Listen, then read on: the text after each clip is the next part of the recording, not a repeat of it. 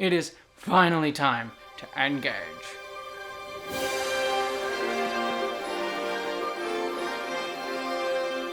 Hello, interwebs. It is finally here, the return of Captain Jean-Luc Picard with the first episode of Star Trek Picard, and I have to say, it was well worth the wait. I'm honestly in awe. This episode was a beautiful return for Patrick Stewart and a beautiful return to this era of Star Trek that we've been honestly missing since Star Trek Nemesis, way back in 2002, 2003.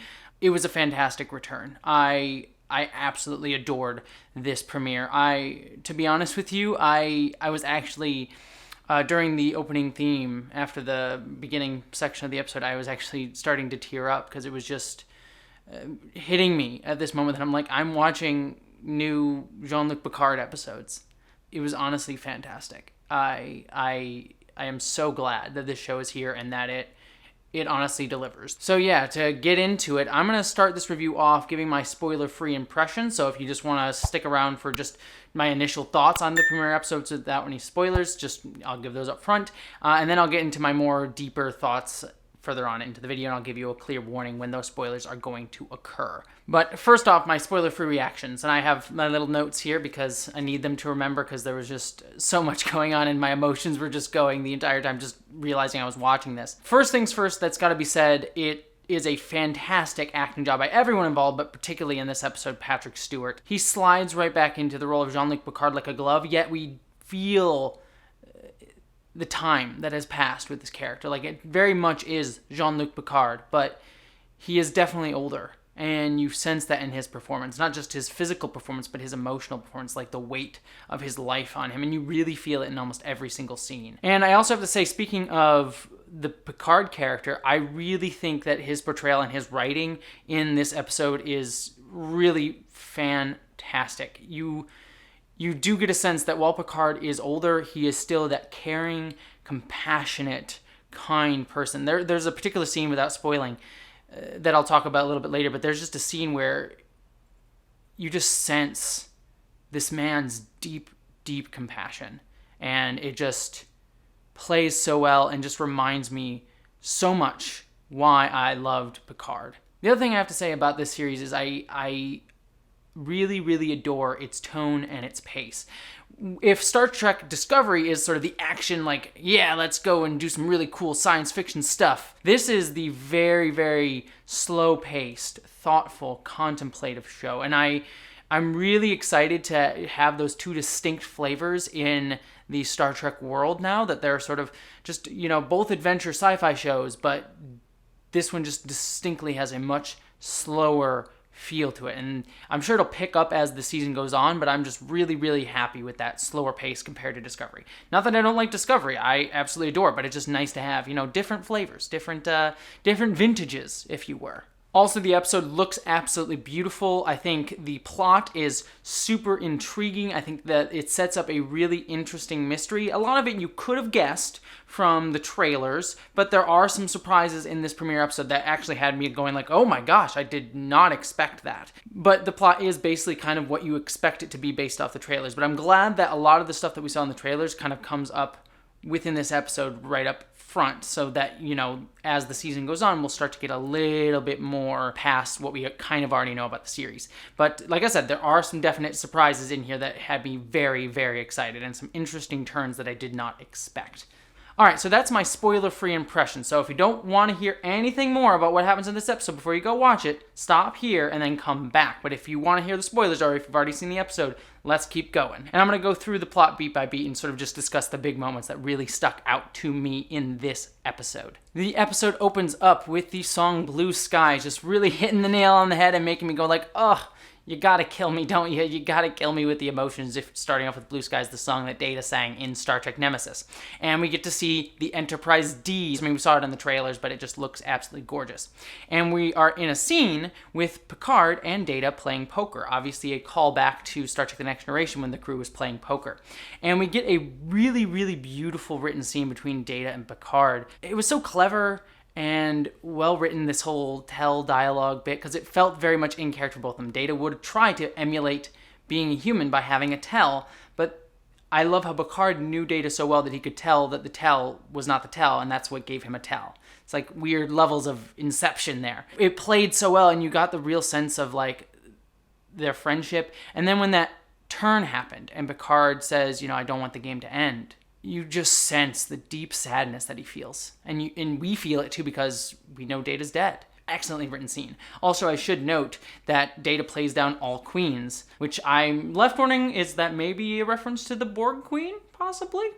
I don't know, just it's a thought. But it turns out this was just all a dream, and Picard just remembering his old friend Data and feeling very sad about that. Then we cut to Boston, which I wonder if this is the first time we've ever seen Boston in Star Trek, but the skyline looked absolutely beautiful. And we meet Dahj for the first time, who's on a date with her boyfriend, who is some alien of some sort. I don't know. Maybe we've seen this alien before. I don't know off the top of my head. We learn that Dahj has gotten accepted to the Daystrom Institute, but while they are kissing, some assassins appear in their apartment and try to kill Dahj and kill Dahj's boyfriend. The one thing I will say here, and this may not matter too much to many people, but it is a little bit saddening to me that the first person to die on screen in Star Trek Picard is a person of color. I don't want to make up too big a note of it, but it was a bit disappointing from me. Just something to note.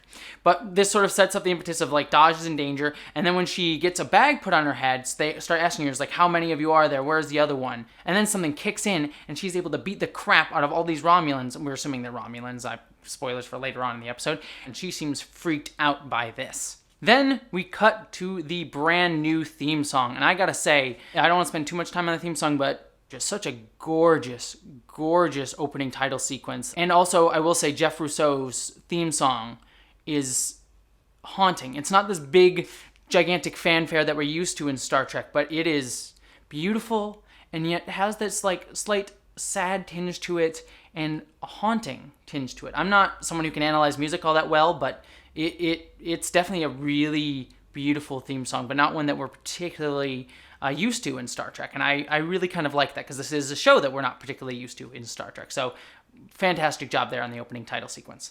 But then we're back in the vineyard and we get Picard speaking French, which I absolutely loved. And we get to meet his Romulan aides, Laris and Zaban, who are helping him and obviously feel like they owe Picard some sense of debt. We don't know the exact details of how they came to know him. Maybe we will learn that later. I think they might also be the characters in the Star Trek Picard Countdown comic. Not 100% sure either. But obviously they feel like they owe him a debt and they are working with him on Chateau Picard. I love the design of Chateau Picard. It's absolutely beautiful looking. I love the interior of the house. I love seeing the replicator on the wall. I love that Picard's ordering decaf now of his Earl Grey when he's in his older age. And then we learn that Picard is having an interview on the anniversary of the destruction of Romulus by the Hobus supernova that we saw in Star Trek 2009. And it's been, I think, 30 years or so since that time. And I thought that this interview was a fantastic way to give us a lot of exposition dumping, give us like a lot of information about what's happened since we saw Star Trek Nemesis and in Star Trek 2009 since the destruction of Romulus, because it felt natural in the story. It wasn't kind of like, yeah, let's just get you all the exposition, bonk, bonk on the head. But it also allows us to show Picard kind of reacting and feeling those emotions again because it's kind of being dredged back up. So we kind of get a sense of how Picard feels about these events through the interview and him trying to relive those moments. So it was a really great way to give us exposition but still show us the emotional weight behind that exposition. Just fantastic job. And to give you just the basic download of the facts that we learn in this, we learn that Romulus was in danger. Starfleet promised to give aid to the Romulans and send a fleet out to help the Romulans because Picard asked them to. It was his idea, and the Federation didn't really particularly want to do it because they saw the Romulans as enemies, but Picard's like, no, we need to save these people's lives. They are people too, and we need to rescue them. And I loved the line that Jean-Luc Picard gives that someone says, oh, we need to save Romulan lives, and Picard's just like, no, lives. Such a great Picard line. That is something exactly Picard would say, and I'm just so glad that the writers have they've just nailed this character, and it was such a brilliant point, but very subtle, but very clearly showing how Picard thinks about others. He sees others as people, no matter who they are or what type of life they are, and that is a great setup for what's going to happen later on in the episode. But then we learned that a group of rogue synths attacked Mars, which we saw in Children of Mars, and because of that, it killed several thousand people, I forget, millions, thousands, I forget the exact number, tons of people were killed, and the Federation, because the shipyards had been destroyed at Utopia Planitia, they decided to pull back the Romulan fleet, and were no longer going to help the Romulans. And they also banned synthetic life forms. They're saying synthetic life forms cannot exist in the Federation. Question I have here is, does this mean that Starfleet was making synths. I'm sure we'll get an answer to that later, but I know that was a problem that was raised in the show Measure of a Man. So I'm curious to see how the synths existed in the Federation at that time, and I'm sure we'll get an answer to that as we go on, as we sort of learn more about the backstory of what happened with the rogue synths. Picard resigned because he felt that, number one, the Federation turned its back on the Romulans, and also because they banned synthetic life forms, and he saw both of those things as a betrayal of Starfleet's ideals. So a lot of people were worried going into Picard that's like, oh, the Federation's betrayed its ideals, become darker, it's done bad things. But I kind of like this explanation because yes, it is the Federation turning their back on aiding the Romulans, but it feels understandable. I mean, when you're grieving, when you don't have the ability to render aid, I mean, your shipyard has been destroyed, of course the Federation's going to pull back and not be able to help the Romulans. And I understand Picard feeling upset at that, but I also understand the Federation's point of view, and it's sort of a no-win scenario, to put it in Kirk's terms. Obviously, I agree more with Picard, you have to go and rescue the lives, but I don't agree that Starfleet should ban synthetic life forms. Both of those things are bad, but I understand it to a degree. And I'm sure that part of what we're going to discuss here is seeing synthetics as non-humans. The Starfleet and Federation don't see synthetics as human, therefore they felt it was okay for them to just ban those life forms out and out. And, obviously I don't believe in the depersoning of a group of a race like the synthetics, and I understand how that's going to be a very salient political allegory here, but I also don't think that this is as like, oh, it's Trump, it's gonna be, Brexit Trump coming into my Star Trek, which I wouldn't have been against, to be honest, but I don't think that that's the case here, and I still think that there is a utopia within the Federation, but sometimes utopias are hard to uphold, and sometimes you have to make hard choices, even if you are a beautiful society that cares about others. So I'm curious to see how that sort of moral decision is going to get deepened and explored as we go further into the series, because I would like to know more behind that backstory. As we continue through the episode, Dahj appears at Chateau Picard, and we get the first meeting of Picard, and Dahj sort of tells Picard what happens and that she kind of knows him from somewhere. I absolutely loved that Picard just instantly believes her. It's not like, well, you get off my lawn sort of thing. He's like, no, okay, you are in danger. I'm going to help you. Such a beautiful Picard thing. I'm glad we skip over those like normal beats that you would happen in a story of like, oh, I don't really trust you. Why are you here? And then he sees that she's in danger and then he decides to help her. It's like, no, he just helps her straight out. And I thought that was such a brilliant and well-written Picard moment that he just instantly believes her and instantly decides to help her. And also there's some really wonderful, beautiful written dialogue between the two characters, especially at night when he's sort of giving her tea and they're having a discussion. I loved how she asked, like, have you ever been a stranger to yourself? And we get Picard saying, yeah, I've been a stranger myself numerous times. I'm sure he's thinking of the Borg and, Inner Light and several other times. It was again, a subtle reference to just a nod to the history that we know towards the character, but not beating us over the head with like, yeah, I remember when I was assimilated by the Borg and it was kind of like that. Then we get another Data dream sequence, and we see Data painting a painting, and we get to Picard in his old Starfleet uniform in this sequence, basically the stuff we've seen from the trailer. But then Picard wakes up and he sees that he has a painting that looks just like the one in his dream. So he goes to the Starfleet archives, and we see that he has like a little lockbox room with all of his stuff there.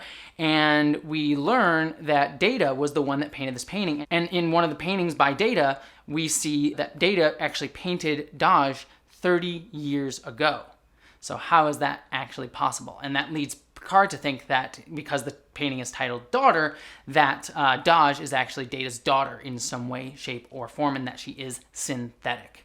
I also have to say there's a bunch of little Easter eggs in Picard's like little room. We get to see the Stargazer, we get to see the Enterprise E, we get to see a Klingon Batleth, a bunch of other stuff. I'm sure there's numerous. I'm sure other videos will go deep diving and like, look at all this cool stuff. That's not what my reviews are, but there's some cool Easter eggs in there for you that I particularly enjoyed, but I'm glad that they weren't like the focus of like, wow, look at this. I remember when I used to captain the Enterprise, you don't have like a shot with him just like long looking at the Enterprise, which I feel like, would have felt like a natural thing to do, but no, you just like get a glimpse of it in like the corner of a shot for like 2 seconds. It's not like Picard just passes by it and then we get like a rack focus onto the Enterprise. It was just, it just exists in the space as it would. Then we get Lal in... I said Lal, not Lal. We get Dahj in the alley. I wrote Lal in my notebook because Lal is Data's daughter from one of the episodes in Next Generation. I can't remember the name of the episode off the top of my head. I'm sure people in the comments will let me know. But we find out that she left Chateau Picard because she didn't want to put Picard in danger. We get her calling her mom, but it kind of is implied that her mom isn't real, that it might be all in her head or a fake message. It wasn't entirely clear. I think what it was saying is that the mom in the that she was calling was just in her head and not really there. I don't think it was like a trick from the Romulans, or else it would have played off a bit more sinister. Instead of here, it's just her being confused. And then we see her like instantly tracking Picard and knowing where he is. This scene, while I liked what it was trying to do, is showing like her being scared and showing like, oh, her memories of her mom may not be real. It wasn't entirely clear, so I don't think it effectively told exactly what it was trying to say. This is the one scene in this episode that I didn't particularly love because it just felt a bit forced just so we could kind of have the scene, because then she just meets up with Picard again later. So yeah, this scene felt a bit forced and a bit just trying to do stuff, and it didn't feel as effective as it could have been. But again, this is the one scene in the entire episode that I didn't really particularly love. It just didn't effectively work for me. If that's my biggest complaint, I think we're good. Then Dahj tracks Picard to the Starfleet archives, and I have to say this is probably my favorite scene in the entire episode. Picard just shows her so much compassion. We see her getting fearful. It's like, oh, I'm a synthetic, I'm not real. And Picard's like, no, you are real. And your memories are real to you. Regardless of if they actually happen or not, they are real to you, and they matter to you. And that's all that matters in the end. And I just love that Picard is just still such a compassionate man, no matter how much he's been through. We see him just being such a tender, caring person. And, you know, looking back at him in Encounter at Farpoint, this sort of like cold, aloof figure, to now see him now being this caring, compassionate man, it shows a really beautiful arc for his character, but one that's entirely fitting and believable in his character, that he would become this really caring, compassionate, emotionally open person, especially in his older age, and especially since he's retired from sort of a more militaristic life. Just such a beautiful, beautiful scene. And like I said, easily my favorite in the entire episode, and both actors just played it so well. But then Dahj gets attacked by a group of Romulans, and I particularly love this action sequence because number one, we get to see some cool stuff with Dahj, like just kicking butt, but we also see Picard being like sort of dragged along by Dahj, and Picard just being like, no, I can't do it, and he's like tired and out of breath. And I really like showing an action scene that showed like, no, this Picard is older. He's not going to be able to take part in these fight sequences. He can't do it anymore. And I just liked seeing an older Picard having to deal with his age, especially since the Star Trek The Next Generation movies really tried to make Picard an action hero. I really kind of like that, you know, in his older age, Picard's not trying to be like this, like, I'm going to go punch people. He's older and he's not going to be able to fight. And I like that this sequence showed that he's an older man who gets tired when he's being told to run.